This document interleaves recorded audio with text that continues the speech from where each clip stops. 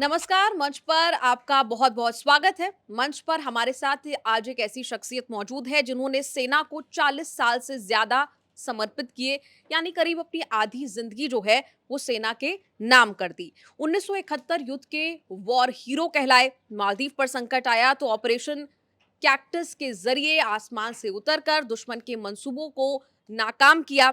सेना को 40 साल समर्पित करने के बाद जब वर्दी बदली तो फिर शिक्षा के सेनापति के रूप में कमान संभाली, एएमयू के वाइस चांसलर के रूप में कमान संभाली।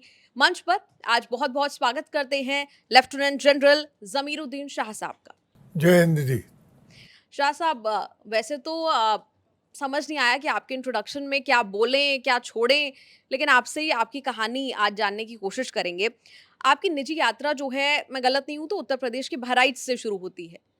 और नसीरुद्दीन शाह साहब जो आपके भाई हैं, उन्होंने अपने लिए एक्टिंग, एक आर्टिस्टिक फ़ील्ड जो है वो चुनी। लेकिन आपके परिवार का लंबा इतिहास डिफेंस फ़ोर्सेज़ का रहा है। कहाँ से आपकी यात्रा की शुरुआत होती है? कहाँ से आपने सोचा कि सेना में जाना है?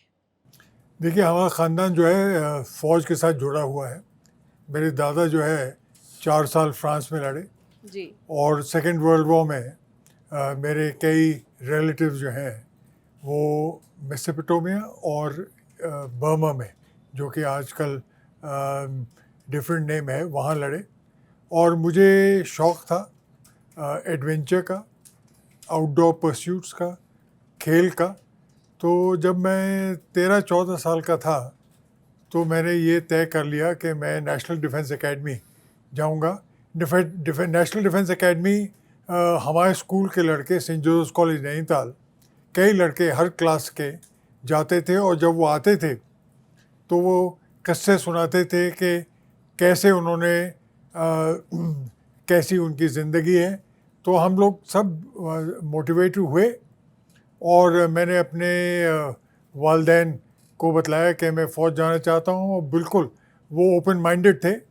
और कभी उन्होंने बस एक ही चीज़ पे गौर किया था कि हमारा एजुकेशन, यानी हमारी बुनियाद जो है वो मजबूत होनी चाहिए। तभी हम लोग सेंट जोसेफ्स कॉलेज में नैनीताल में पढ़े। मेरे बड़े भाई जो हैं आईआईटी चले गए, मैं फ़ौज में चला गया, और नसीर ने एक और करियर इख्तियार कर लिया। उसके बारे में बाद में बतला सकता हूँ। मगर मेरी चॉइस जो थी बिल्कुल फ़ौज थी। और मैं national defence academy senior Cambridge के बाद सन 63 में मैंने सीनियर कैम्ब्रिज किया, और सन 1964 में मैं नेशनल डिफेंस एकेडमी में भर्ती हुआ। वहाँ 3 साल ट्रेनिंग की, 1 साल इंडियन मिलिट्री एकेडमी में। और फिर क्योंकि मैं पोलो का खिलाड़ी था, मैंने ऑप्ट किया एक हॉर्स यूनिट के लिए, तोपखाने की आर्टिलरी। मगर फ़ौज ने बेहतर समझा और मुझे ऊँटों वाली रेजिमेंट में भेज कैमल में। दिया। तो वो पोलो का जो एम्बिशन था वो ख़त्म हुआ, मगर मेरी बेहतरी के लिए हुआ। जी, आपने नेशनल डिफेंस एकेडमी का ज़िक्र किया। एनडीए में वहाँ पर 200 कैडेट्स में आप अकेले मुसलमान थे। आपको मैंने कहते हुए सुना है धर्म के आधार पर भेदभाव का कभी सामना नहीं करना पड़ा वहाँ पर, क्योंकि आप अकेले वहाँ पर एक मुसलमान थे, तो अक्सर आपसे ये सवाल जो है वो होता है। कैसा माहौल था वहाँ पर आपके लिए? वहाँ मज़हब की बात ही नहीं होती थी। या बाद में जब मेरे पीछे कुछ लोग पढ़े मज़हब के ऊपर, तो उन्होंने कहा कि अच्छा, हमें मालूम ही नहीं था कि तुम मुसलमान हो।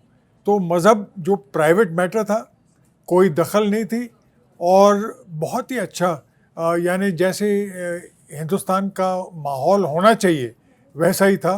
और कभी हमें शिकायत नहीं हुई कि हमारे ख़िलाफ़ डिस्क्रिमिनेशन हो, बकौल यानी मज़हब की बात ही नहीं होती थी। और यही फ़ौज के लिए सबसे अच्छा है। मज़हब जो है वो प्राइवेट मैटर होना चाहिए, पब्लिक नहीं। इंडियन मिलिट्री एकेडमी फिर आप गए, कैसे थे वो दिन? इंडियन मिलिट्री एकेडमी में 1 साल रहा। जी। वहाँ भी बड़ी अच्छी सख्त ट्रेनिंग थी। और उसके बाद फिर मैं young officers course artillery Deolali गया, और फिर अपनी रेजिमेंट मैंने ज्वाइन की। जी। मैं आपसे 1971 के बारे में भी सवाल पूछना चाहती हूँ, ऑपरेशन कैक्टस के बारे में भी पूछना चाहती हूँ, लेकिन पहले आज के जो मौजूदा विषय हैं, एक बार उस पर स्विच करेंगे। आज हम ऐसे समय में मुलाकात कर रहे हैं जनरल साहब जब दुनिया जो है वो संकट से गुज़र रही है। युद्ध खत्म होने का नाम नहीं ले रहा।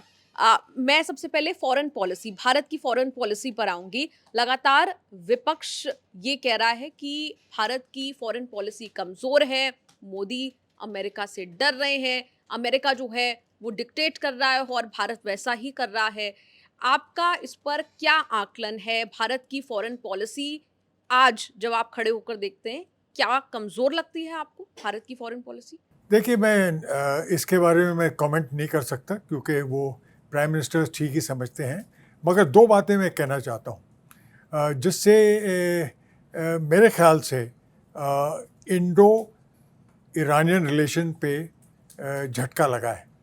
पहली बात तो प्राइम मिनिस्टर मोदी की विज़िट जो है इज़राइल में, एक दिन पहले इज़राइल के हमले से पहले। हालांकि मुझे यकीन है कि उनको इसके बारे में मालूम नहीं था, मगर मेरे ख़्याल से मिस टाइम था और जो उनके एडवाइज़र्स हैं उनको ये महसूस होना चाहिए था कि टेंशन बढ़ रहे हैं।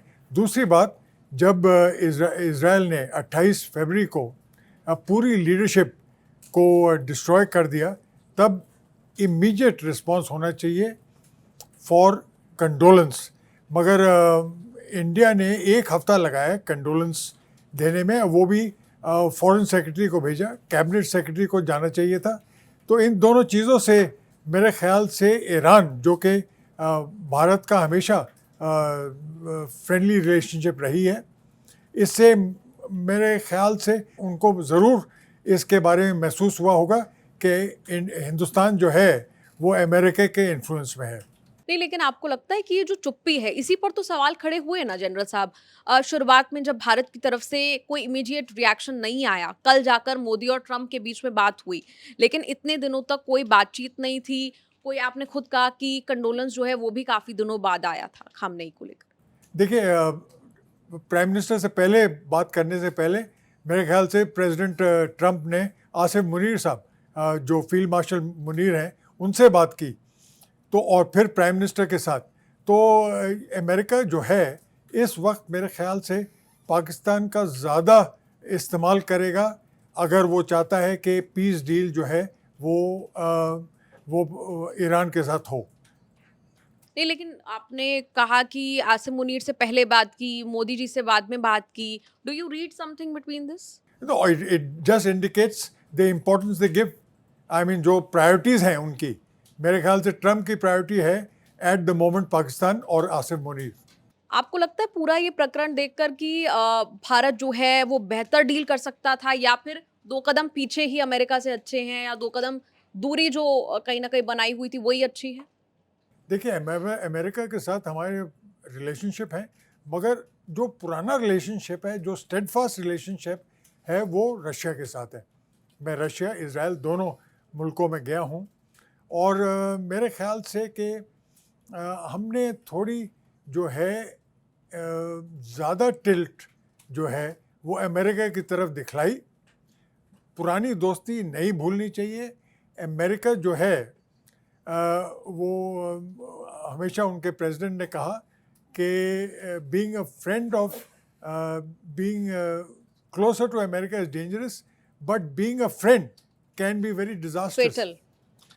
तो इसको याद रखना चाहिए।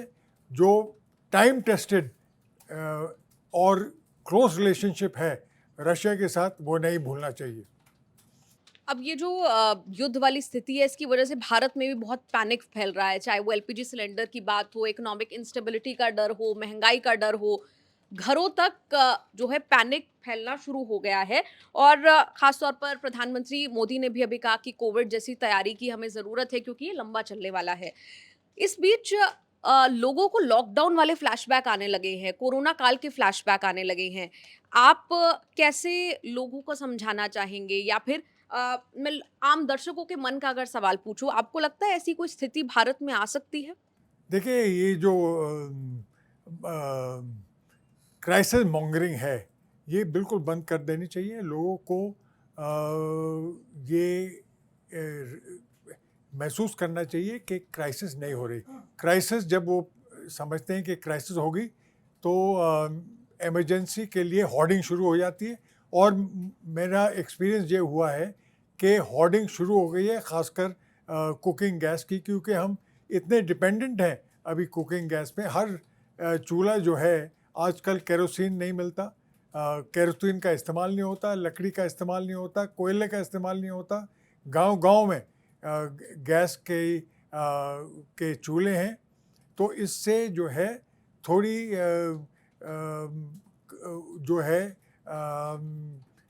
महसूस हो रहा है लोगों को कि शायद गैस की कमी हो, और मेरे ख्याल से ज़रूर होगी अगर स्ट्रेट ऑफ हॉर्मुज़ नहीं खुले, क्योंकि पूरी छूट ईरान ने नहीं दी है। उन्होंने 2 जहाज़, हिंदुस्तानी जहाज़ अलाउ किए हैं गैस के साथ, मगर पूरी छूट जो है हमारे कई जो हैं शिप्स जो हैं स्ट्रेट ऑफ हॉर्मुज़ में अभी तक फंसे हुए हैं।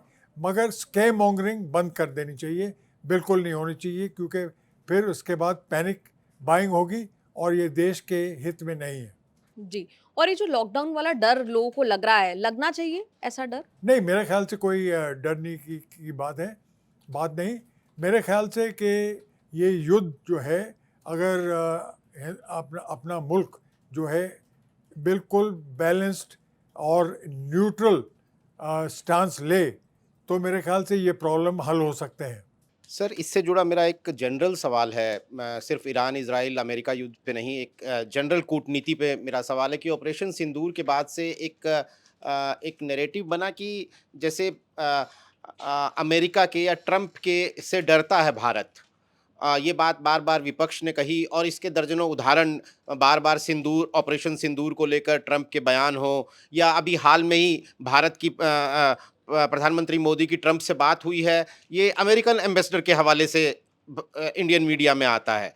तो ऐसा लगता है कि बार-बार ऐसा कहा जाता है, ख़ास तौर पर विपक्ष कहता है कि वहाँ से नरेट हो रहा है और यहाँ इम्प्लीमेंट हो रहा है। आपको लगता है कि ऐसी ये छवि बनी है कुल मिलाकर, और ये हमारी कूटनीतिक नज़रिए से इसे आप कैसे देखते हैं? नहीं, देखिए, हमारा जो है, हमारी फॉरेन पॉलिसी है बिल्कुल न्यूट्रल है, हुँ, और मेरे ख्याल से ये गवर्नमेंट जो है उसी को फॉलो कर रही है। हाँ, ये ज़रूर है कि हमारा टिल्ट जो है, जो कि प्रो रशियन था, प्रो अरब था, वो अभी वेस्टर्न साइड की तरफ टिल्ट हो गया है, मगर अभी तक न्यूट्रलिटी कायम है, और मुझे यकीन है कि देश की बेहतरी के लिए हमें न्यूट्रल रहना चाहिए। अगर जिस तरह से पाकिस्तान ने अपने आप को एक पीस ब्रोकर के रूप में, पाकिस्तान की भी एंट्री हुई है इस पूरे विवाद के अंदर, आपको लगता है कि कल को विभिन्न वजहों से, अपनी कुदरती वजहों से ये युद्ध रुकता है, तो ये एशियन रीजन में भारत जो अपनी एक कूटनीतिक, अपनी एक डिप्लोमेटिक सुप्रीमेसी थी, वो उसको एक सेटबैक लगेगा, और पाकिस्तान जैसे, कतर जैसे जो देश हैं, वो एक पीस ब्रोकर के रूप में उनकी छवि बनेगी। देखिए, अगर पाकिस्तान ने लीड ले ली हुँ, तो डेफिनेटली उनका जो है स्टैंडिंग, इंटरनेशनल स्टैंडिंग बड़े ऊपर होगी। ये निहायत ज़रूरी है कि इंडिया एक बिल्कुल एब्सोल्यूट न्यूट्रल स्टांस ले, ईरान की तरफ तवज्जो दे, और बहुत ज़रूरी है कि इस पीस ब्रोकरिंग के लिए हिंदुस्तान भी शामिल हो, ये निहायत ज़रूरी है। जी, बिल्कुल। सर, आपकी शख्सियत के दूसरे पक्ष पर आते हैं, अलीगढ़ मुस्लिम यूनिवर्सिटी पर। हाल के सालों में अलीगढ़ मुस्लिम यूनिवर्सिटी को कोट अनकोट मुस्लिम ओनली यूनिवर्सिटी के तौर पर पेश करने की एक कोशिश हुई है। तमाम उसकी एक छवि बनाने की कोशिश हुई है। वहाँ पर सिक्योरिटी फोर्सेस किसी वजह से एमयू में घुसती हैं, तो ऐसा नहीं होता है कि स्टूडेंट्स आवाज़ उठा रहे हैं, ऐसा लगता है कि जैसे मुस्लिम आवाज़ उठा रहे हैं कि हमारे खिलाफ कुछ हो रहा है। तो ये अलीगढ़ मुस्लिम यूनिवर्सिटी जैसे एक बहुत ही नामी गिरामी इंस्टीट्यूट को, उसकी एक मुस्लिम ओनली छवि बनाना, आप इसे कैसे देखते हैं एक पूर्व वाइस चांसलर के रूप में? देखिए, मैं 5 साल अलीगढ़ मुस्लिम यूनिवर्सिटी में रहा, जी। और मैं आपको बतलाना चाहता हूँ वो एक ग्लोरिफाइड मदरसा नहीं है। वो जो मीडिया पेंट करती है कि it is a glorified madrasa, no, it is a modern secular university. Admissions are open through open competitive examination. It is not necessary कि ओनली मुस्लिम्स गेट एडमिशन, सबके लिए ओपन है. और सबसे अच्छी बात यह है कि about 40% of the students are girls, और गर्ल्स पे बहुत अहमियत दी जा रही है एजुकेशन की. वहाँ जो स्टाफ है is not Muslim at all, it is all communities. हाँ, ये दूसरी बात है कि मेजॉरिटी जो है मुस्लिम्स हैं, मेजॉरिटी स्टूडेंट्स मुस्लिम हैं, क्योंकि अलीगढ़ मुस्लिम यूनिवर्सिटी एक ही यूनिवर्सिटी है जो कि 10 स्कूल चला रही है. यूनिवर्सिटी, बाकी यूनिवर्सिटीज़ को परमिशन नहीं है स्कूल चलाना. इस स्कूल में गरीब बच्चे दाखिल होते हैं और वो बाद में एडमिशन लेते हैं. तो मैं आपको बतलाना चाहता हूँ कि गेम्स में अलीगढ़ मुस्लिम यूनिवर्सिटी हमेशा आगे रही है. जी रिसर्च में अलीगढ़ मुस्लिम यूनिवर्सिटी हमेशा आगे रही है. जी जी जी. Solar power, desalination of water, utilisation यानी क्लीनिंग, यानी मैंने ऑफर दिया था गवर्नमेंट को कि अगर आप हमें जिम्मेदार करें तो गंगा और यमुना को हम साफ कर देंगे 10 साल में. मगर ऑफर नहीं लिया. मैंने काफ़ी कोशिश की, और हमारे पास ये टेक्नोलॉजी है कि अगर जिम्मेदारी दी जाए अलीगढ़ मुस्लिम यूनिवर्सिटी को, तो हमारे जो सीक्रेट रिवर्स हैं गंगा, यमुना और बाकी जो हैं रिवर्स, वो साफ़ हो सकते हैं. मैंने ख़त भी लिखा था प्राइम मिनिस्टर साहब को कि जो प्लांट्स हैं, जो 100 से ज़्यादा प्लांट्स हैं, वो गैस गजलर्स हैं, बिल्कुल साइंटिफिक नहीं है, और साइंस से ही हम इन रिवर्स को साफ करना सकते हैं. हाँ, आपको मैं एक और बतलाऊं जी कि एकेडमिक टर्म 2016-17 में इंटरनेशनल रैंकिंग एजेंसीज ने अलीगढ़ मुस्लिम यूनिवर्सिटी को नंबर 1 पोजीशन दी थी जी. पूरे ओके. यूनिवर्सिटीज़ में इंडिया के. क्यों? क्योंकि उनका रिसर्च अच्छा था, वो क्लीन एंड ग्रीन कैंपस था. तो इसी वजह से लोगों को मीडिया की वजह से गलत फहमी है कि यूनिवर्सिटी एक ग्लोरिफाइड मदरसा है. It is a modern secular university open to students of all communities. ये सिर्फ मीडिया को आप इसके लिए जिम्मेदार ठहराएंगे या पॉलिटिकल वजह भी तो है ना इसके लिए? AMU is a good whipping boy. यानी अगर आप कम्युनिटी को विप करना चाहते हैं तो AMU का इस्तेमाल करें. तो media and it is also used for political purposes which should not be done. A university has no place in politics. It should only be there for research and education. एक और मुद्दा है sir, uniform civil code का. मैं इस संदर्भ में पूछ रहा हूं कि गुजरात विधानसभा ने इसे पास किया है, तो ये सुर्खी में है. यूनिफॉर्म सिविल कोड पे आपका टेक क्या है? यूनिफॉर्म सिविल कोड जो है is enshrined in the constitution के the government will try for a uniform civil code, and I see no problems in a unified civil code. मगर मैं आपको बतलाना चाहता हूँ कि कई मुद्दे हैं उससे पहले. एलिमिनेशन ऑफ पॉवर्टी, यानी about 30 to 40 other things are enshrined in the constitution, and this is coming towards the end. Why is it being placed at priority? The other issues need to be resolved first, and then yes, if I see no problem in having a uniform civil code. General Naravane की किताब पर भी एक सवाल तो आपसे पूछा ही जाना चाहिए सर. ये जो पूरा विवाद हुआ जनरल नरवणे की किताब को लेकर, उसमें मुख्य विषय क्या था? अब तो वो तो बात ही गौण हो गई कि उन्होंने किस विषय पर लिखा था और किसी विषय पर सरकार का क्या रिस्पॉन्स था, क्योंकि वो इतना उसका राजनीतिकरण हो गया. आपको क्या लगता है कि जिस तरह से उसके बाद एक खबर आई कि सरकार 20 सालों का कैप लगाने की सोच रही है ऐसा कि पूर्व जो बड़े पदों के अधिकारी हैं वो किताब ना लिख पाएं, आप कैसे देखते हैं इस पूरे विवाद को? क्या इसने पूर्व सैन्य अधिकारियों की सैंक्टिटी को कटघरे में खड़ा किया है? इस पूरे विवाद ने क्या सरकार के रिस्पॉन्स ने सरकार वर्सेस सेना के संबंधों को कटघरे में खड़ा किया है? कैसे देखते हैं आप इसको? देखिए, मैं 62 का मैं एग्जांपल देना चाहता हूँ। जी 1962 में ऑर्डर्स मिले थे इंडियन आर्मी को, थ्रो आउट द चाइनीज़। तो कोशिश की, अगर आप इंडिया चाइना वॉर पढ़ें बाय नेवल मैक्सवेल, तो उनका ये था कि हिंदुस्तान ने ही शुरू की थी 1962 वॉर। तो जब पॉलिटिकल लीडरशिप को ये मालूम नहीं है कि क्या हो क्या रहा है, जो पोजीशन ऑन द ग्राउंड, तो कैसे वो ऑर्डर दें, क्या ऑर्डर दे सकते हैं। तो मैंने जनरल नरावने से भी ये बात की कि बिल्कुल जो जो उचित समझें वो करिए। मेरे ख्याल से इसमें कोई गलती नहीं थी। क्या ऑर्डर देते कि आप इनको थ्रो आउट करिए, तो उससे क्या होता, हॉट वॉर हो जाती। जनरल नरावने ने को पूरा एक्सपीरियंस था, उनको मालूम था कि बॉर्डर पे क्या हो रहा है। तो उन्होंने, जब चाइनीज़ टैंक्स आए, तो उन्होंने इंडियन टैंक्स भी, मीडियम टैंक्स आगे भेज दिए, कोई फायरिंग की ज़रूरत नहीं पड़ी।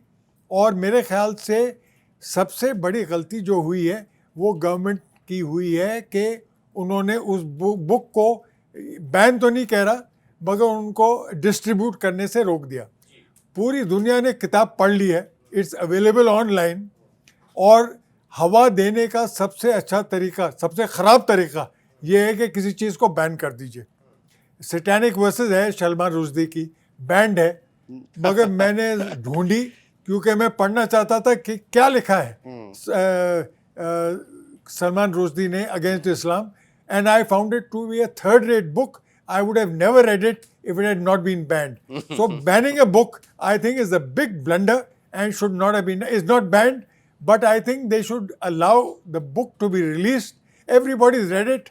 There is nothing wrong in the government telling the chief of army staff, do what you think is best. जी सर, एक और हाल के वर्षों में एक हमने टेंडेंसी देखी है कि सरकार या सत्ताधारी दल सेना के जो बड़े एक्शन होते हैं, ख़ास तौर पर जो सेना की कामयाबियां होती हैं, उनका क्रेडिट लेते हुए दिखते हैं। 2016 का सर्जिकल स्ट्राइक हो, 2019 का बालाकोट स्ट्राइक हो, ये तो चुनावी मुद्दे बन गए। ये तो चुनावों में इनके क्रेडिट लेते हुए सत्ताधारी दल जो है वो नज़र आया। आपको लगता है कि सेना की एक्शन का, मैं इसे कामयाबी नाकामयाबी नहीं कह रहा हूँ, सेना के एक्शन का इस तरीके से राजनीतिकरण होना, वो सेना की निष्पक्षता के लिए ठीक नहीं है, सेना की सैंक्टिटी के लिए, या सेना की जो गरिमा है उसके लिए ठीक नहीं है। ये आप इस राजनीति को इसमें का जो पेनिट्रेशन है इसमें, उसे आप कैसे देखते हैं? मेरे ख्याल से पॉलिटिकल पेनिट्रेशन बिल्कुल आर्म फोर्सेस में नहीं होना चाहिए। जी देखिए, कई पॉलिटिकल लीडर्स कह रहे हैं सेना मोदी जी की सेना। नहीं, ये इंडिया की सेना है, हिंदुस्तान की, भारतवर्ष की सेना है, किसी प्राइम मिनिस्टर की सेना नहीं है। तो बिल्कुल फौज को पॉलिटिकल एंगल्स से बचा देना चाहिए।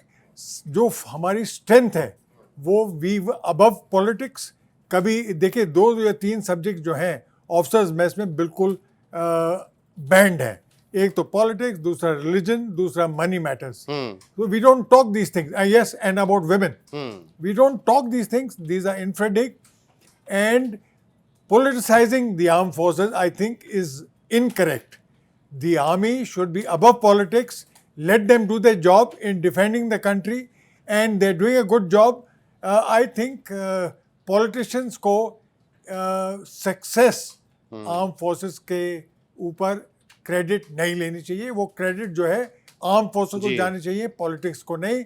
And politics should not, army should not be used for political purposes. तो फिर इसका सप्लीमेंट्री सवाल ये है कि सर, आप उस पर क्या कहेंगे जब किसी सदगुरु के फंक्शन में हमारी सेना के 3 टॉप अधिकारी अपनी वर्दी में खड़े हुए नजर आते हैं? मेरे ख्याल से ये दिस वाज अनकॉल्ड फॉर। ये कभी नहीं हुआ पहले। अगर आप हम इररिलीजियस नहीं हैं, हम बिल्कुल रिलीजियस हैं, फौजी जो हैं बिल्कुल रिलीजियस हैं, मगर outward display of religiosity is incorrect. I think there is no place for the senior military officers to engage in religious activity in uniform. Yes, unit मंदिर में हम सब जाते हैं वर्दी में, मगर public display I think it should not be permitted. जी, एक सवाल और सर, जनरल सवाल है, जेनरिक सवाल है कि क्या आपको लगता है कि पिछले कुछ सालों में हमारे देश का सांप्रदायिक ईथोस जो है, रिलीजियस ईथोस जो है, उसमें कुछ बदलाव आया है? माने शायद गोहत्या, लव जिहाद, मंदिर मस्जिद, हिंदू मुस्लिम, 19-20 साल के बच्चे इन सवालों को उतना डिस्कस नहीं करते थे आज से 15-20 साल पहले जितना आज करते हुए नजर आते हैं। क्या आपको लगता है कि ये हमारे देश का जो पूरा एक सांप्रदायिक ईथोस है वो बदल रहा है? किसी वजह क्या है वो आप बताइए, आपको जो लगती है, या किस वजह से? बिल्कुल बदल गया है। जी। देखिए, और मेरा ख्याल ये है कि जो सबसे बड़ी जिम्मेदारी है वो व्हाट्सएप व्हाट्सएप यूनिवर्सिटी। मैं पुराने पोस्ट देखता हूँ। मैं अभी सोशल मीडिया पे एक्टिव हूँ, मैं फॉलो करता हूँ। सिवाय जो पुराने फौजी ग्रुप्स हैं रिटायर्ड, आप उनके पोस्ट देखिए। I think it is best not, I don't want to say what goes on in these posts. And if you try and tell people that criticizing some action of the government does not mean disloyalty to the government. In fact, the people, even if the government has made a mistake and they are praising it, I think that is disloyalty. That is something people have got to understand. Religion should not at all play an important part. It is a personal part of a soldier's life. और जो है tilting, I mean after all मैं आपको अपनी regiment का बतलाता हूँ। जी जी जी। देखिए 1971 में मैं एक जो पुरानी कैमल पैक रेजिमेंट थी, राजपूत ट्रुप्स थे, 600 राजपूत, 16 ऑफिसर्स में 10 का कॉम्पोजिशन था। 16 ऑफिसर्स में कॉम्पोजिशन था 10 हिंदू, 2 सिख, 2 मुसलमान, 1 क्रिश्चियन, 1 ज्यू। यानी it was a mirror image of what the country is like. Exactly. हम लोगों ने कंधे के साथ लड़ाई की और जीत हासिल की। तो मेरे ख्याल से religion is a personal matter, मगर रिलीजियोसिटी बहुत बढ़ गई है। वो के जाहिर होता है, आप किसी भी व्हाट्सएप ग्रुप पे जाइए तो यही मुस्लिम bashing, Pakistani bashing, nobody minds. Definitely do it. But Muslim bashing on Fauji groups, I think, is uncalled for and undesirable. बिल्कुल। सर, एक सवाल, आपने धुरंधर देखी है? मैंने देखी है धुरंधर। दोनों पार्ट देखे हैं? नहीं, पहला part. I think it is a good movie, मगर ओवरप्ले हो गया है उसमें। फाइनली अल्टीमेटली क्या हो रहा है, it is creating an anti Muslim sentiment, इसमें कोई शक नहीं जी। मगर आई एम अवेयर कि we have, and that's how intelligence ऐसे ही काम करना चाहिए। We should embed our agents into countries which are not our friends, and I think there was nothing wrong in the movie except it had a slight anti-Muslim stance.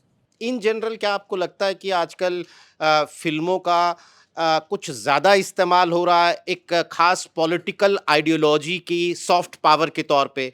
हम लगातार फिल्में देख रहे हैं, मतलब इतनी फिल्में कॉन्टेम्प्रेरी इश्यूज पे और ख़ास तौर पर इंटेलिजेंस पर, सेना पर शायद आती होंगी, लेकिन इतना जिस तरह से डिस्कस हो रही हैं।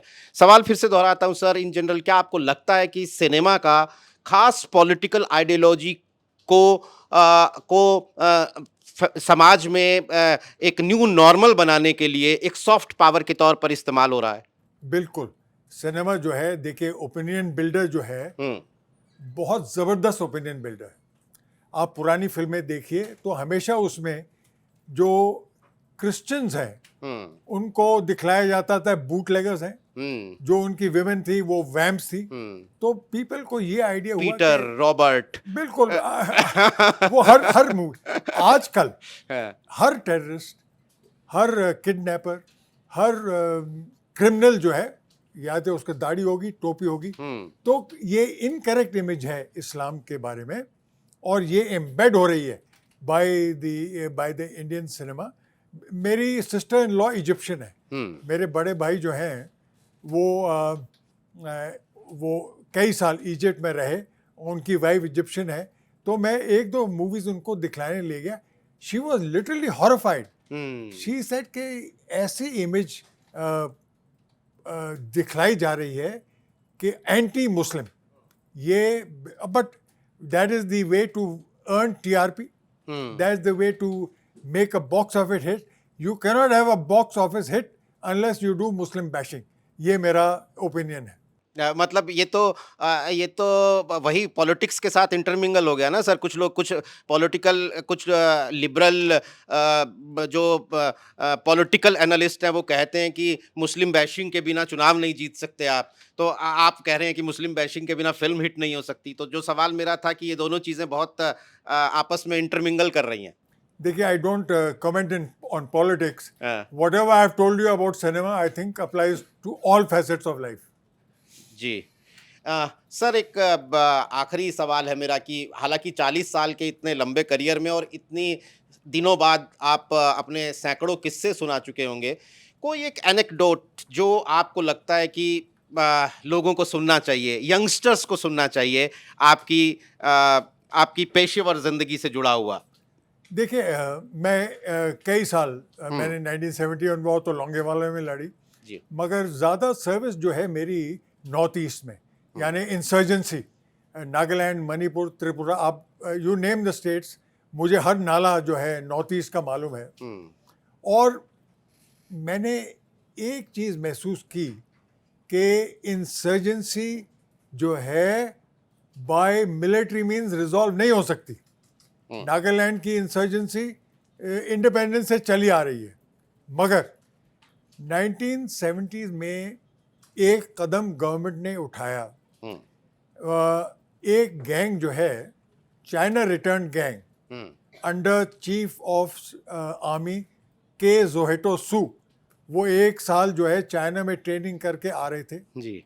गवर्नमेंट ऑफ इंडिया ने उनको अप्रोच किया और हमने ये उनसे कहा कि we will allow you to bear your arms but don't resort to insurgency. तो के जोएटो सू ने जो है एडवाइस ली, उसकी पूरी गैंग जो है उन्होंने सरेंडर तो नहीं किया. They came over ground, they were recruited as a BSF battalion. वो मेरे ब्रिगेड में थी जब मैं, उनके कमांडेंट जो थे. अच्छा. जी हाँ, उनके जो गैंग के जो कमांडर इन चीफ थे के जोहेटो सू, उनको कमांडेंट बनाया गया. वाह. और वो पूरी बटालियन जो है 111 बीएसएफ बन गई और बहुत अच्छा काम किया उन्होंने. हाँ, ये दूसरी बात है कि मैं थोड़ा इम्पेशेंट हो जाता था, तो मैं अपने ब्रिगेड कमांडर से कहता था कि साहब ये कुछ इन्फॉर्मेशन नहीं दे रहे. उन्होंने कहा रहन दो, कम से कम तुम्हारे ऊपर फायर तो नहीं कर रहे. तो I think this was a best technique to resolve insurgency. अभी क्या होता है जी, जो नॉर्थ ईस्ट के स्टूडेंट्स दिल्ली में आते हैं तो लोग समझते हैं they easy prey, they easy going. नहीं, उनका कल्चर ही ऐसा है. तो हम लोग मिसबिहेव करते हैं और वो स्टूडेंट्स जो कि हमारे एम्बेसडर बन जाने चाहिए, they become anti the behaviour of north Indian population. तो वापस जाके कहते हैं कि देखो हमारे साथ ये ऐसा बिहेवियर हुआ है. तो we have to treat everybody well. जो स्टूडेंट्स हैं उनको, अभी मैं हाल में यूनिवर्सिटी गया, साउथ एशियन यूनिवर्सिटी जी, जो कि इंडिया ने एक्सेप्ट किया था कि students from Afghanistan, Pakistan, Bangladesh, Myanmar, all these should study together. मगर क्या हुआ कि, और जब मैं नेशनल डिफेंस एकेडमी में था तो स्टूडेंट्स थे हर नाइजीरिया, घाना, टंजानिया, भूटान, नेपाल स्टूडेंट्स थे. और हम लोग ने दोस्ती की, हम लोगों ने, we understood each other.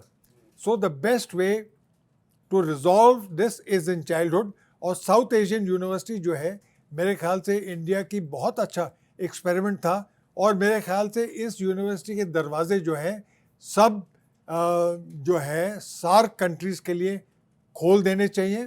Late students from Pakistan come, let them come. let them subsequently study here and become ambassadors for India. तो चाइल्डहुड में जो इम्प्रेशंस होते हैं वो नहायत ज़रूरी and they are life long. तो these are things which are very very important and we should imbibe.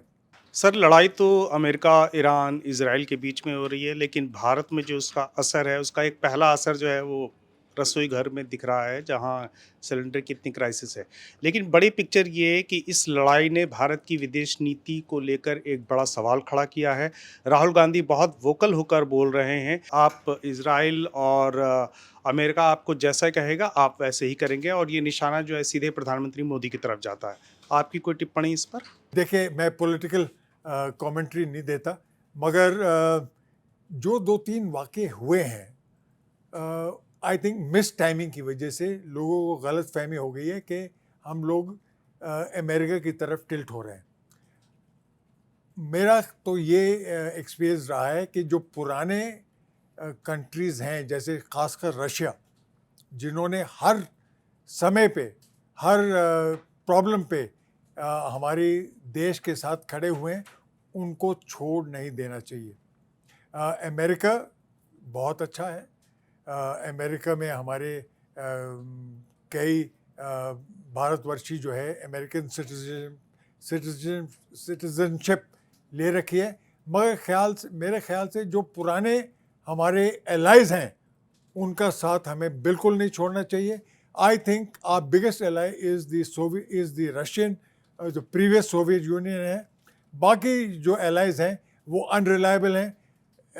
हमें दोस्ती ढूंढनी चाहिए जो रिलायबिलिटी पे, और इसका आप देख सकते हैं कि यूनाइटेड स्टेट्स ऑफ अमेरिका जो है कभी भी हाथ छोड़ सकती है आप हमारा.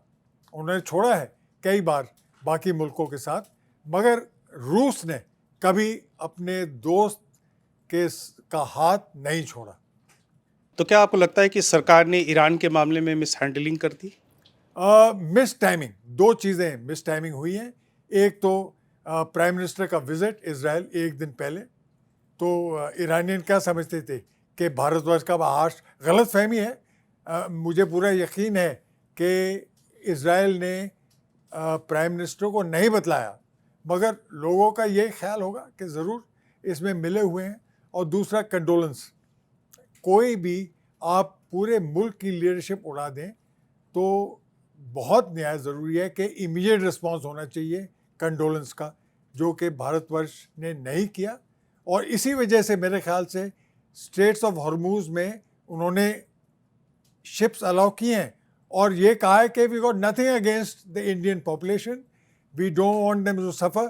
तो इसी वजह से 2 गैस लेडन शिप्स आई हैं, मगर स्ट्रेट ऑफ हॉर्मूज अभी तक इंडियन शिप्स के लिए पूरी तरीके से नहीं खुला, और जब तक नहीं खुलेगा तो बहुत डैमेज होगा हमारे इकोनॉमी को और पॉपुलेशन को. लेकिन ये पूरा भारत की विदेश नीति जो सवालों के घेरे में है, ये सारा सिलसिला जब तेज़ हुआ, जब ऑपरेशन सिंदूर हुआ और प्रेसिडेंट ट्रंप ने जब क्लेम किया कि मैंने वॉर रुकवा दी, और उसके बाद वो 30, 32, 35 बार वो लगातार जब उनको मौका मिला, जब दिल चाहा, उन्होंने ये क्लेम किया. हालांकि काफ़ी दिनों से वो क्लेम उन्होंने किया नहीं है. उसके बाद से ये सवाल उठ रहे हैं कि क्या किसी तीसरे देश अमेरिका ने ये वॉर रुकवा दी, और उसी की वजह से ये आरोप लग रहा है कि ट्रंप के इशारे पर सरकार है और इसी का खामियाजा भारत को भुगतना पड़ रहा है. आपको लगता है इस तरह के आरोप में कोई दम है? मेरे ख्याल से कोई दम नहीं है. देखिए, प्रेसिडेंट ट्रंप जो है, जो पहली चीज़ जब उठते हैं तो ट्वीट करते हैं. तो यानो उन्होंने अपने जो उनको जो एडवाइस देने वाले हैं उनको कंसल्ट किया या नहीं किया. इम्पल्सिव ट्वीट्स होती हैं और उनके स्टेटमेंट्स भी बहुत इम्पल्सिव हैं. कई उन्होंने पहले 6 एयरक्राफ्ट कहे, फिर 10 एयरक्राफ्ट कहे. तो अब वो जो अमेरिकन लॉसेस हैं उसके बारे में तो कुछ कह नहीं रहे. तो सोच समझ के जो है हम एक्सपेक्ट करते हैं कि यूएस प्रेसिडेंट को सोच समझ के बात करनी चाहिए. और मेरे ख्याल से कि हमारे जो पुराने एलाइज हैं उनका हाथ नहीं छोड़ना चाहिए. आपको लग रहा है कि सरकार विदेश नीति के मामले में या भारत के जिन बड़े देशों से संबंध हैं, उसमें सरकार ब्रेव फेस दिखाने की स्थिति में है, क्योंकि जब चाइना का मामला हुआ जिसमें कि जनरल नरवणे की किताब था, उस किताब के विवाद में भी जो राहुल गांधी ने आरोप लगाया कि ये है कि चाइना से आप डरे हुए थे। आप चाइना से डरे हुए थे, फैसला नहीं ले पा रहे थे। फिर वो ट्रम्प के मामले में, फिर वो ऑपरेशन सिंदूर जो सीज़फायर हो गया। तो आपको लग रहा है कि सरकार भारत की अंदरूनी राजनीति में जितनी मजबूत दिख रही है, क्या वो डिप्लोमेसी में भी उतनी ही मजबूत है, या सरकार उसको डिफेंड नहीं कर पा रही है? मेरे ख्याल से जो हमारी मीडिया मैनेजमेंट है वो एब्सोल्युटली फॉल्टी है। देखिए, पूरी दुनिया का अगर आप जो ऑप सिंदूर के पोस्ट पढ़ें तो ऐसा लग रहा था कि Pakistan has the upper hand. हमारी मीडिया क्यों नहीं उसको अच्छी तरीके से चैलेंज कर पाई?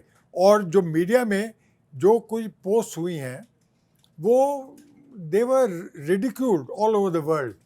तो मेरे ख्याल से हमारा जो मैनेजमेंट है, media management was absolutely poor. We have to give the correct position.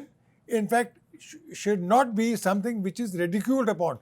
The whole world was ridiculing the media posts by Indian media. So I think it is a question of media mismanagement. उस पे government को control करना चाहिए। अभी sir वो धुरंधर movie के बारे में नीरज ने आपसे जिक्र किया और आपने कहा, उस मूवी को कहा एंटी मुस्लिम सेंटिमेंट है। तो क्या इस मूवी का और जो देश में माहौल बना हुआ है उसमें आप कुछ समानता आपको दिखती है? लगता है कि जो कुछ हो रहा है उसी का फ़ायदा या उसी का पिक्चराइजेशन धुरंधर में भी किया गया है? देखिए, सिनेमा और मीडिया ने ये उनके दिमाग में बैठ गया है कि जब तक आप मुस्लिम बैशिंग नहीं करेंगे तो पॉपुलर नहीं बनेंगे। टीआरपी रेटिंग जब तक आप मुस्लिम बैशिंग नहीं करेंगे तो नहीं होगी। और किसी तरीके से may have some truth in it, but I think कि देश के हमारा जो है it's mixture of all religions, all languages, all races. और इसी तरीके से हमें अपने कॉन्स्टिट्यूशन, अपने कंट्री को प्रिजर्व करना चाहिए। We should not allow the media to take charge. And जैसे लोग धुरंधर जो है movie, it is, I am told, actually हुआ है, वी हैड इम्प्लांटेड, मगर महसूस आप कर सकते हैं कि उसमें एंटी मुस्लिम स्टांस भी है। एंटी मुस्लिम ज़रूर कुछ न कुछ मीडिया को चाहिए। अपनी बॉक्स ऑफिस नहीं हो सकती जब तक आप ये एलिमेंट्स नहीं शामिल करेंगे। तो आप मानेंगे कि ये जो ट्रेंड है इसको बढ़ावा पिछले 10-12 सालों में मिला? बिल्कुल। उसे पहले जो है जो पिक्चर्स होती थी बॉलीवुड की, वो हमेशा peace, amity, goodwill amongst all people वो पेश करती थी, मगर अभी वे बिल्कुल बंद हो गया है। आप एक मूवी बनाने चाहें इसमें तो वो फेलियर होगी। आप 21 देख लीजिए। 21 is a very good war movie. In fact मेरे नेव्यू भी नसीर का जो बेटा है उसने भी पार्ट लिया, but it has not been a success basically because it did not take the stance. It gave a very balanced and a very balanced stance, and I think the movie has not done. It's a very good movie about the horrors of war, but it has not succeeded the way I expected it to be. तो आपको लग रहा है कि पिछले 10-12 सालों में जिस तरह से देश शासन और राजनीति चल रही है उसकी जिम्मेदारी बीजेपी की बनती है, और ओवरऑल जो भारत का जो अभी सामाजिक और पॉलिटिकल माहौल है उस पर आपकी कोई टिप्पणी है? Political capital is being drawn on religious grounds. ये बिल्कुल गलत है। We should not make political capital out of religion. Religion is a personal matter. India is a country which gives freedom to all religions, and I think homing on and criticizing a few religions, I think, is incorrect.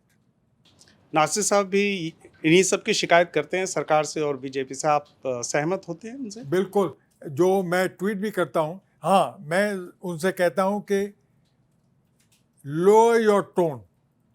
जब आप criticise करते हैं किसी को, speak without offending. जब आप कोई चीज़ पेश करते हैं, the other person should listen but not be offended. This is the advice I have been giving him, but he is got his own opinions, he is very opinionated, but what he says I think is correct. मेरी तरफ से एक आखिरी सवाल, आप राहुल गांधी की politics को कैसे ऑब्जर्व करते हैं? I do not comment on politics, but I think he's an educated आपने काफी कुछ बोला पॉलिटिक्स पे। but he's an educated and well-meaning person, and we need a strong leader of the opposition. Government successful नहीं हो सकती जब तक स्ट्रॉन्ग ऑपोजिशन नहीं हो, और मेरे ख्याल से राहुल गांधी जो है अपना फर्ज निभा रहे हैं as a strong opposition leader.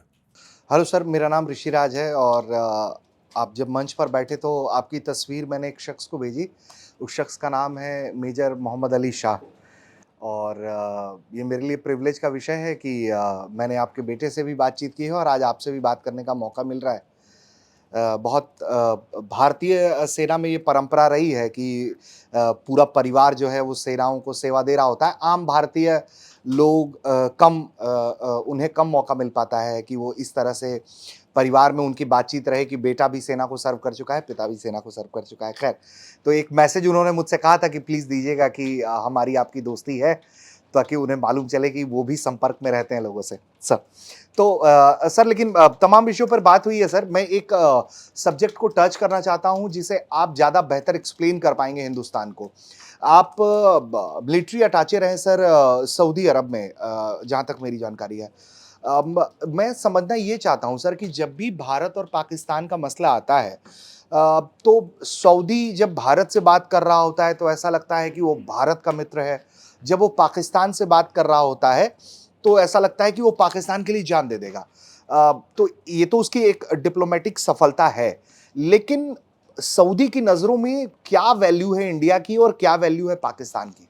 देखिए, मैं 3.5 साल रियाद में रहा, काफ़ी सऊदीज़ के साथ मुलाकात हुई।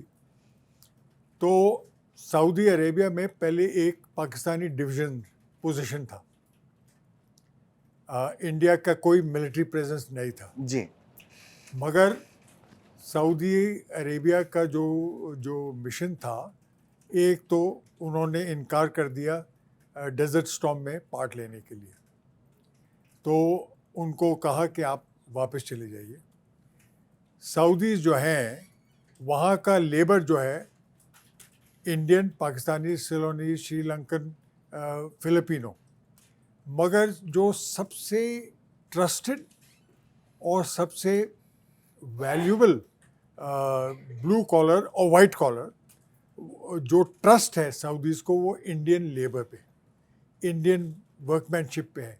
क्योंकि 2-3 रीजंस हैं। एक तो Indian labour and white collar and blue collar, they don't indulge in politics.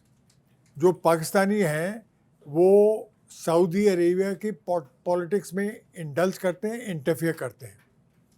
उनको बार बार छुट्टी चाहिए, मगर our labour is enjoying a very very good position. Yes, on matters of क्योंकि पाकिस्तान के साथ पुराने संबंध थे, मगर उस ज़माने से हम यही कोशिश कर रहे हैं कि भारत और जो वेस्ट एशियन कंट्रीज़ हैं, जो अरब कंट्रीज़ हैं, उनके साथ हमारा संबंध बढ़े।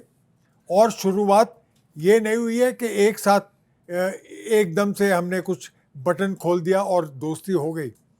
ये उसी टाइम से हम लोग कोशिश ये कर रहे हैं कि हमारे संबंध जो है वेस्ट एशियन कंट्रीज़ के साथ बढ़ें, और मेरे ख्याल से अब बढ़ गए।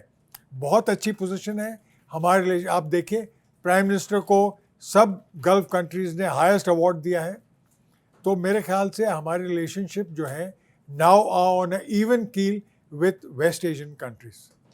सब लेकिन ट्रस्ट इंडियंस पर है, डिफेंस पैक्ट पाकिस्तान से है, इसको कैसे एक्सप्लेन करेंगे आप? देखिए, पैक्ट उनको उनको सबसे बड़ा खतरा था न्यूक्लियर रिपोस्ट का।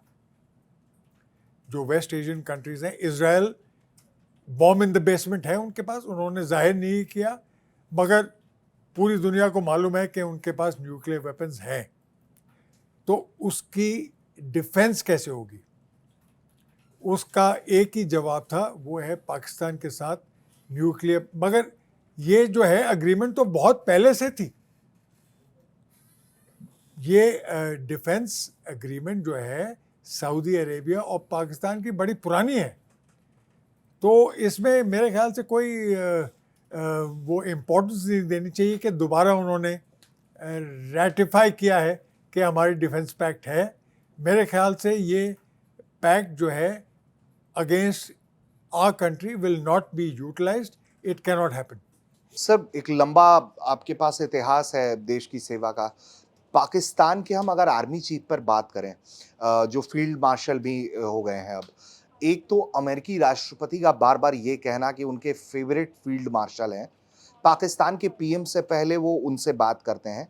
लेकिन ये अमेरिका के लिए एक सुखद पल हो सकता है या ट्रंप के लिए एक प्लेजर का वक्त हो सकता है? इंडिया के लिए इससे बड़ा थ्रेट क्या हो सकता है कि यूएस का प्रेसिडेंट पाकिस्तान के फील्ड मार्शल को डार्लिंग की तरह ट्रीट कर रहा है, और ये वो फील्ड मार्शल है जिसे हम सिर्फ इंडियन हिंदूज ही नहीं, अक्रॉस इंडियन सोसाइटी जो मुस्लिम्स भी हैं, वो कहते हैं कि भाई जनरल इन अ वर्दी, और वो किसी मौलाना की तरह व्यवहार कर रहा है और रेडिकलाइज कर रहा है लोगों को, और तमाम चीज़ें जो कुरान की आयातें हैं वो पढ़ के सुना रहा है लोगों को। इसको कैसे डिफाइन करेंगे आप? तो देखिए, जो न्यूक्लियर बटन है पाकिस्तान का, वो मिलिट्री के हाथ में। जी।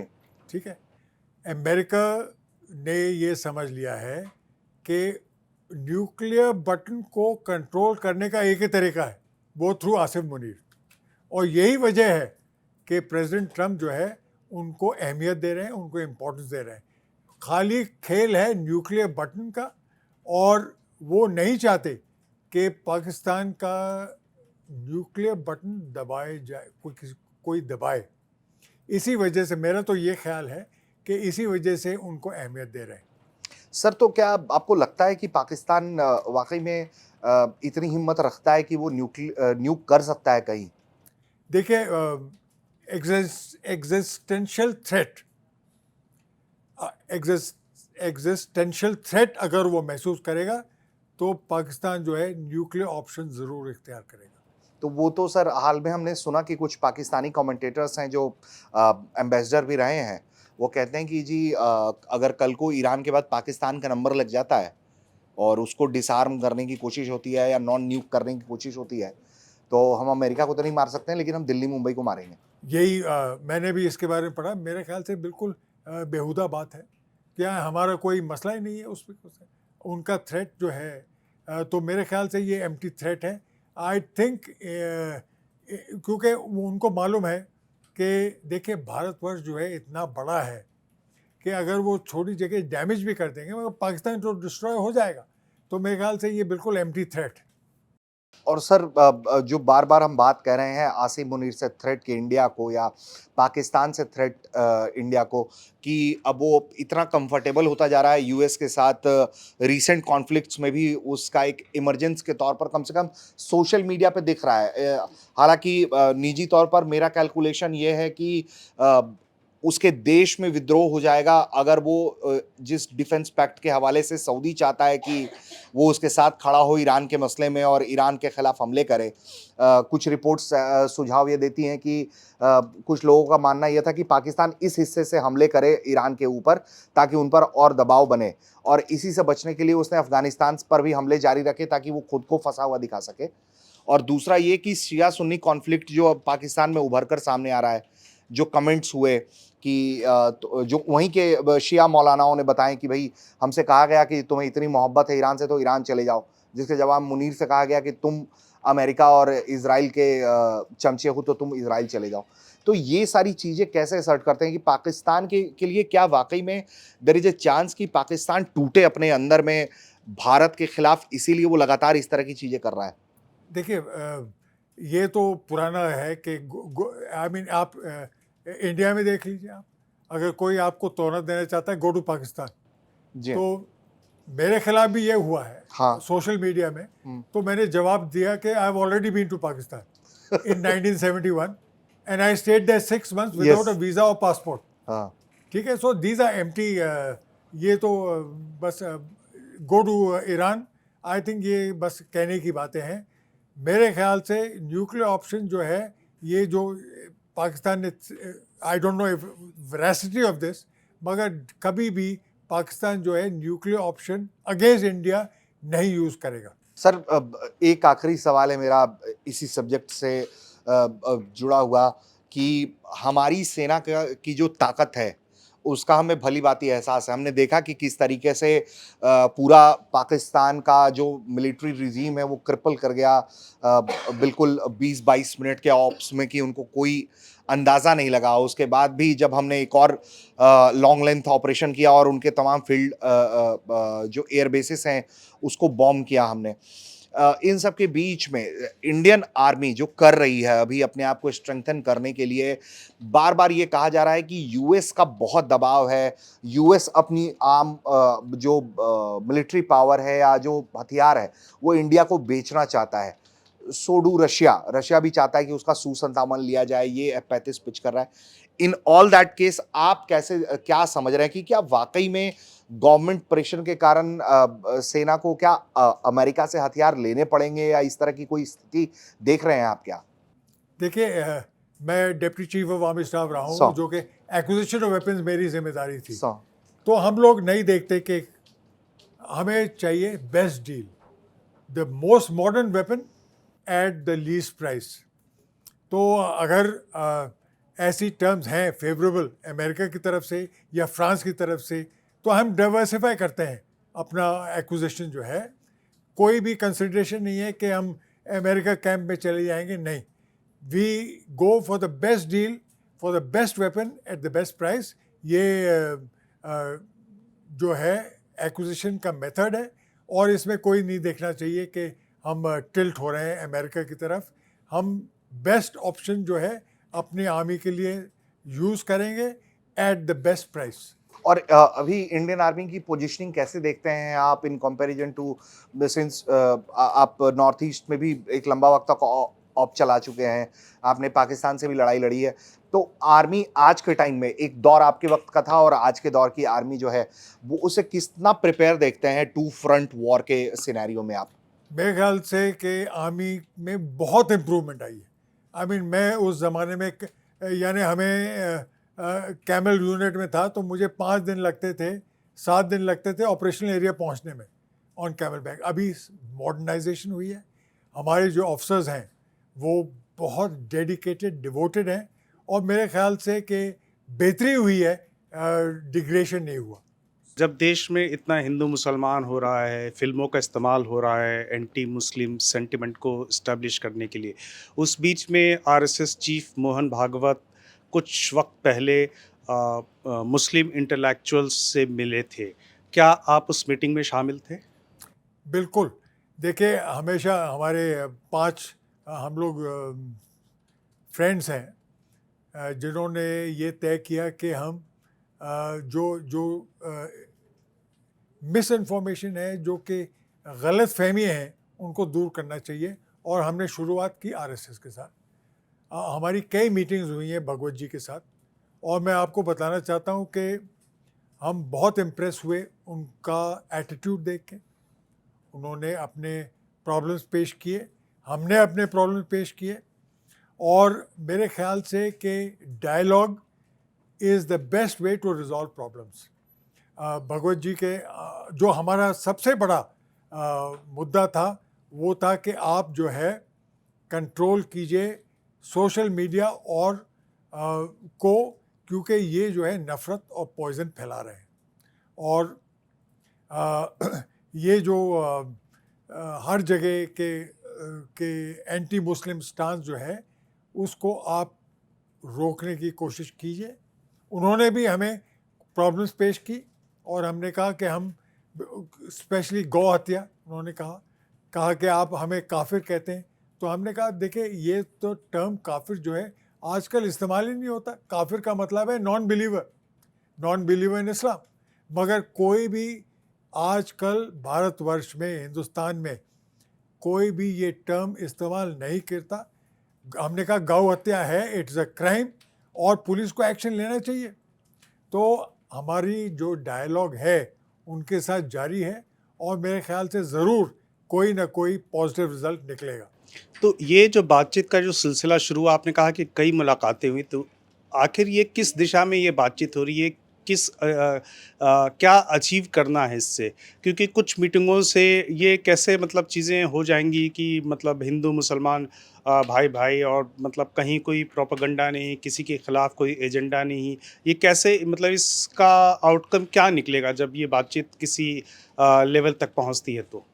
देखिए, ये जो मिसअंडरस्टैंडिंग्स हैं, खासकर मिसअंडरस्टैंडिंग्स हैं, उनको दूर करना चाहिए, और मिसअंडरस्टैंडिंग जो है खाली डायलॉग से दूर होंगी। मीडिया का बहुत इम्पोर्टेंट पार्ट है। अगर मीडिया जहर गोल गोल के पिलाएगी सबको, तो ये नहीं हो सकता। तो इसी वजह से मीडिया को सेल्फ डिसिप्लिन इम्पोज करना चाहिए। आरएसएस क्या कर सकता है मीडिया? वो कहते हैं कि मीडिया हमारे अंडर कंट्रोल नहीं है, मगर हमने कहा आपके शाखाएं जो हैं हर गांव में हैं, तो आपके जो सेवक्स हैं वो ये मैसेज ज़रूर पास कर सकते हैं और गलत फहमियाँ दूर कर सकते हैं। और मुझे पूरा यकीन है कि अगर हम ये जारी रखेंगे तो कुछ न कुछ सफलता मिलेगी। मोहन भागवत व्यक्तिगत तौर पर क्या सोचते हैं मुसलमानों के बारे में भारत के? क्योंकि संघ के लोग से कहीं ज़्यादा जो बीजेपी के लोग हैं उनकी तरफ से बहुत सारे एग्रेसिव बयानबाजी की जाती है। सब जो पद पर बैठे हैं जैसे हिमंता बिश्व शर्मा, वो मियाँ कहते हैं और ये अपील खुलेआम अपील करते हैं चीफ मिनिस्टर होते हुए कि अगर कोई मियाँ आपको किराया 5 रुपए बनता है तो उसको 4 रुपए दीजिए, मतलब परेशान कीजिए। तो इस पर मोहन जी भागवत की क्या ओपिनियन होती होगी? क्या उन्होंने अपना थॉट शेयर किया भारत नहीं, के इसके बारे मुसलमान? में हमने कभी उनसे, हाँ, ये ज़रूर है कि शिकायत करनी चाहिए, क्योंकि ऐसे जो है पॉलिटिकल लीडरशिप को ऐसे बयान नहीं देने चाहिए। मगर मुझे पूरा यकीन है कि भगवत जी का जो एटीट्यूड हमने देखा है, जो एक्सपीरियंस किया है, वो देखिए उन्होंने साफ साफ पहली मीटिंग में कह दिया कि किसी ज़माने में ये ख्याल था कि जो मुस्लिम पॉपुलेशन है उसको हम समंदर में डाल देंगे। ये आरएसएस का सोच विचार था, मगर क्या अभी तब्दीली आई है? आप लोग 200 मिलियन हैं, तो हम लोगों को तरीका ढूंढना चाहिए को एग्जिस्टेंस का, अमन के साथ, ताकि देश की प्रोग्रेस, भगवत जी कन्विंस्ड है कि देश की प्रोग्रेस खाली यूनिटी के साथ होगी, और हमें पूरा यकीन है कि वो वेल मीनिंग है, और ये ज़रूर वो अपने कार्डर्स को यही बतला रहे हैं। क्या आपको लगता है कि आरएसएस जो हिंदू मुसलमान के बारे में सोच रही है, बीजेपी अब संघ से थोड़ी सी और आगे एग्रेसिव लाइन पे सोच रही है, और ये चीज़ें शायद अब आरएसएस भी कंट्रोल करने की स्थिति में नहीं है? बीजेपी नेताओं की तरफ से जो वो खुद अग्रेशन कहते हैं कि गवर्नमेंट हमारे कंट्रोल में नहीं है। आरएसएस पार्टी जो बीजेपी है उस पर हमारा कोई कंट्रोल नहीं है। हाँ, हम ज़रूर उनको एडवाइस दे सकते हैं, मगर अगर आप सोचते हैं कि हमारा कंट्रोल है तो नहीं है। तो कहाँ तक ये सच है ये मैं नहीं कह सकता, मगर ज़रूर जो है वो इन्फ्लुएंस ज़रूर, प्रेशर ज़रूर डाल सकते हैं। हाँ, गवर्नमेंट कंट्रोल में नहीं है, मगर आरएसएस का प्रेशर बड़ा ज़बरदस्त प्रेशर हो सकता है।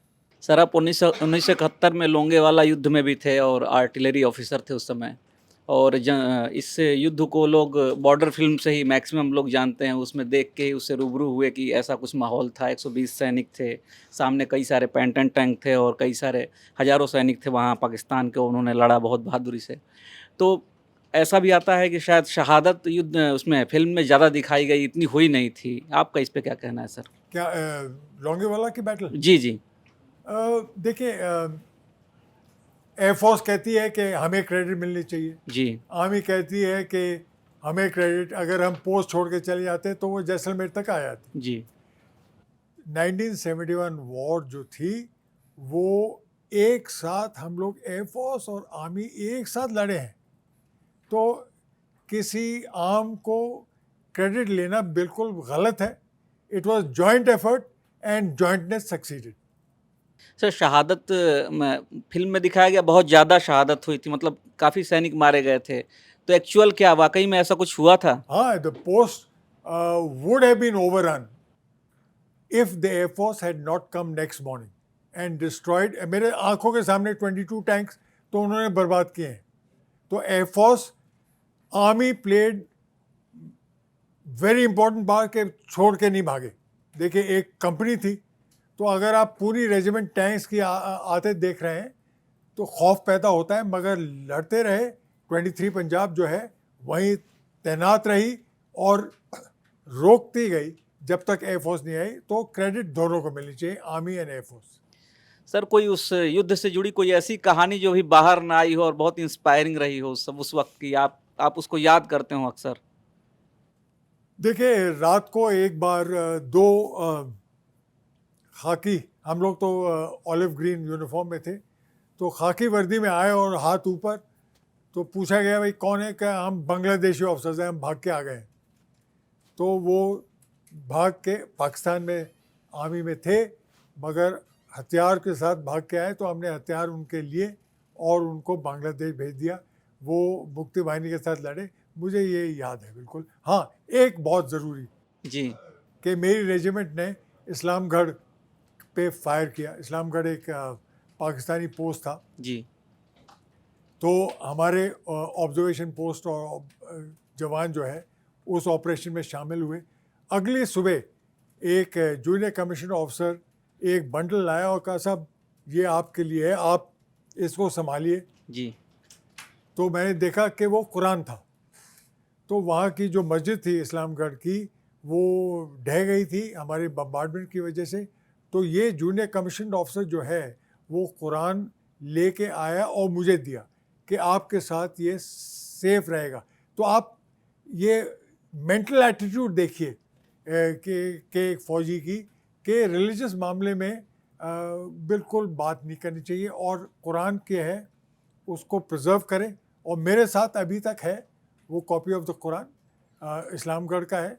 कि जब ठीक होगा मौका तो मैं वापस कर दूंगा जहाँ से वो आया था. तो ये एटीट्यूड था आर्मी में, बिल्कुल साथ कंधे के साथ हम लोग लड़े.